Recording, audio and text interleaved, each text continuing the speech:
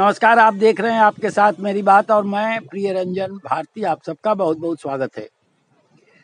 चिराग पासवान लोक जनशक्ति पार्टी रामविलास पासवान के अध्यक्ष और नेता अपने पांचों सीटों पर जो उनको गठबंधन के तहत मिली हैं, उन सब पे अपने उम्मीदवारों की घोषणा कर दी।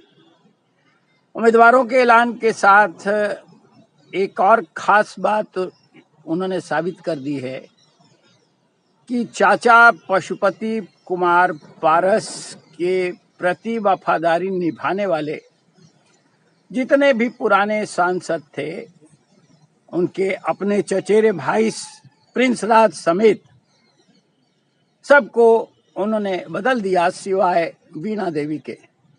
वैशाली से वीणा देवी उनके प्रति ज्यादा विश्वास पात्र निकली, उन पर ज्यादा भरोसा जताया है चिराग पासवान ने, इसलिए उनके उम्मीदवारी को बदला नहीं। यानी वो ही अब वैशाली से फिर चुनाव मैदान में उतर रही हैं। जिस तरह से सीटों पर उम्मीदवारों का ऐलान कर दिया और अब वो इस चुनावी रणभेरी में, चुनावी समर में अपनी ताकत आजमाएंगे और 400 पार के एनडीए के लक्ष्य को पूरा करने में भरसक जोर लगाएंगे, उससे बहुत सारी चीजें निकल के सामने आ जाएंगी। लेकिन एक बात महत्वपूर्ण है कि चिराग पासवान का व्यक्तित्व और उनके प्रति युवाओं का आकर्षण, जनता का जिस तरह से लगाव उनके साथ बढ़ता जा रहा है, वो कई तरह के संकेत देने वाला है। संकेत ये हैं कि भविष्य उनका है और कल वो बिहार के मुख्यमंत्री बन सकते हैं।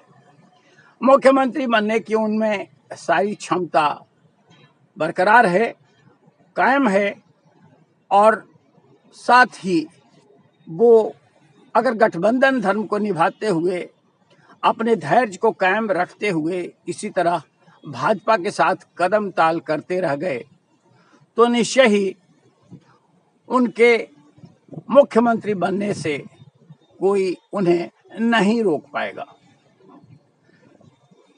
रामविलास पासवान की विरासत के सही वारिस चिराग पासवान ही हैं और ये ध्रुव सत्य है। इसलिए ध्रुव सत्य है कि किसी महापुरुष या किसी भी व्यक्ति की विरासत का वारिस उसकी औलाद ही होती है।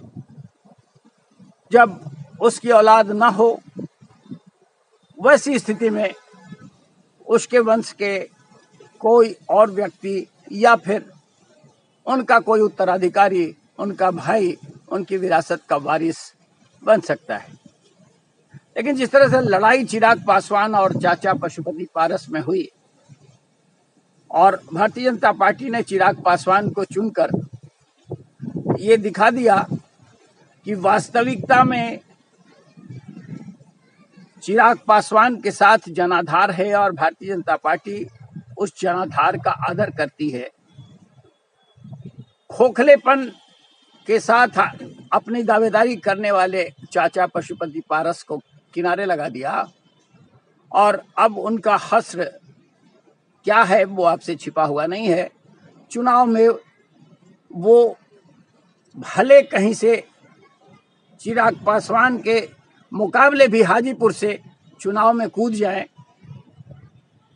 तो भी जनता उन्हें गले नहीं लगाने वाली है, क्योंकि जनता चिराग पासवान के साथ लगातार अपने संबंधों को जोड़कर देख रही है।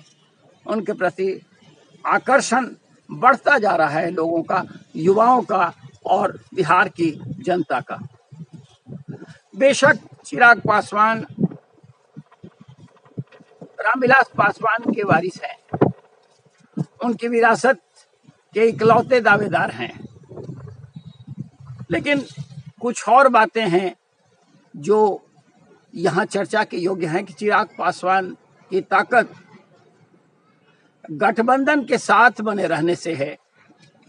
भारतीय जनता पार्टी के साथ उनका गठबंधन है और भारतीय जनता पार्टी के साथ उनकी नजदीकी, उनका संबंध काफी पुख्ता भी है। लेकिन ये महत्वपूर्ण होगा कि बीजेपी जिस दिशा में चलेगी, बीजेपी जिस धारा के साथ जुड़ेगी, चिराग पासवान को उधर ही चलना पड़ेगा। अगर ये भारतीय जनता पार्टी बीजेपी के साथ जीवन भर बने रहने का संकल्प लिए होंगे, तब तो निश्चय ही उन्हें ये करना होगा। दूसरा महत्वपूर्ण पक्ष ये है कि चिराग पासवान के साथ जो जनाधार जुड़ा हुआ है, वो उनकी जाति और उनकी जाति से मिलते जुलते और उनसे करीब रहे समाज के दूसरी जातियों का बड़ा वर्ग है। ये पासवान जाति बिहार में लगभग 5 से 6% है और इनके साथ और भी दूसरी सहजातियां मिलकर ये करीब 8 से 9% तक पहुंच सकती है। ये बहुत बड़ा व्यापक जनाधार नहीं है। बिहार के लिए ये मुट्ठी भर जनाधार कहा जाएगा, लेकिन इस जनाधार के साथ एक खासियत, एक महत्वपूर्ण बात यह है कि ये बड़ी आक्रामकता के साथ अपने नेता के साथ जुड़ी रहती है। जैसा रामविलास पासवान के जीवन काल में दिखा, उनके साथ जुड़ी हुई पासवान तथा दूसरी जातियों का समूह बड़ी आक्रामकता से उनके पीछे चलता रहा और उनका वोट बैंक बना रहा। पशुपति कुमार पारस या रामचंद्र पासवान या फिर प्रिंस राज जैसे लोग भी इसी की बदौलत अपनी राजनीति की धार को चमकाते रहे। भारतीय जनता पार्टी कल होकर सत्ता में, बिहार की सत्ता में आने के योग्य है और कतार में है। आज भी वो सत्ता में है, लेकिन गठबंधन के साथ है। भारतीय जनता पार्टी अकेले अपने बूते सत्ता में आ सकती है और चिराग पासवान मुख्यमंत्री बन सकते हैं, लेकिन उन्हें ये समझना होगा कि वो गठबंधन के साथ हैं। गठबंधन की अपनी व्यवस्थाएं होती हैं, बाध्यताएं होती हैं, उनके दायरे में चलना होता है। एक बड़ा जनाधार और एक बड़े कैनवास पर लोगों का जुड़ाव जिस तरह से बीजेपी के साथ है, निश्चय ही चिराग पासवान अगर बीजेपी में शामिल हो जाते हैं तो वो मुख्य धारा के हकदार हो जाएंगे, हिस्सेदार हो जाएंगे। यानी भारतीय जनता पार्टी में शामिल होकर उन्हें एक बड़ा व्यापक जनाधार मिल जाएगा। एक मुट्ठी भर वोट बैंक को अपने साथ लेकर बीजेपी के साथ जुड़ जाने के बाद उनके लिए ये भी आसन्न हो जाएगा, सुनिश्चित हो जाएगा कि वो कल आने वाले चुनाव में, जो विधानसभा चुनाव अगले साल होने वाले हैं बिहार में, उसमें वो बिहार के मुख्यमंत्री बन सकते हैं। क्योंकि दिख रहा है ये कि भारतीय जनता पार्टी के गठबंधन के साथ रहकर उसकी सीटों का इजाफा करने में, यानी उनकी सीटों को बिहार में बढ़ाने के लिए जो जातीय समीकरण चाहिए, वो समीकरण चिराग पासवान की बदौलत, उनकी पार्टी के, भारतीय जनता पार्टी से गठबंधन के कारण आसान हो जाती है।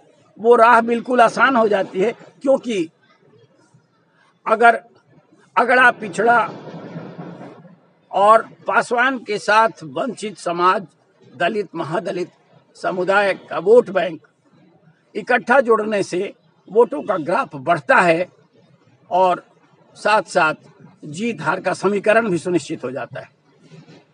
तय मानिए कि चुनाव में चिराग पासवान के भारतीय जनता पार्टी गठबंधन में शामिल होने से सीटों का ग्राफ बढ़ने वाला है और तब जब कल विधानसभा के चुनाव होंगे, तब भारतीय जनता पार्टी में कोई ऐसे अकेला ऐसा व्यक्तित्व तो नहीं दिख रहा है, बिहार भाजपा की बात अगर करें तो, जो चिराग पासवान के समकक्ष हो और उनकी तरह का ओरेटर हो। ओरेटर मतलब एक ऐसा वक्ता, एक ऐसा प्रखर वक्ता जो जनता को बातों से आकर्षित कर ले और जनता उसकी दीवानी हो जाए। ये क्षमता, ये काबिलियत चिराग पासवान में दिख रही है।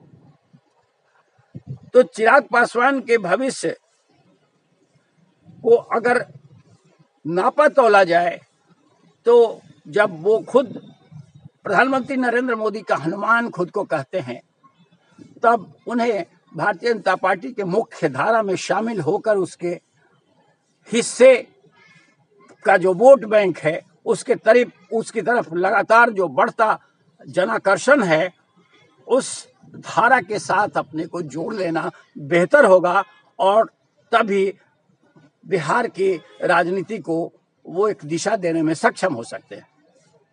क्योंकि बिहार फर्स्ट, बिहारी फर्स्ट का नारा देने वाले चिराग पासवान अब जब भारतीय जनता पार्टी की कमान अपने हाथ में ले लेंगे बिहार में, तो निश्चय ही बिहार की राजनीति और बिहार की तरक्की काफी बेहतर हो सकती है।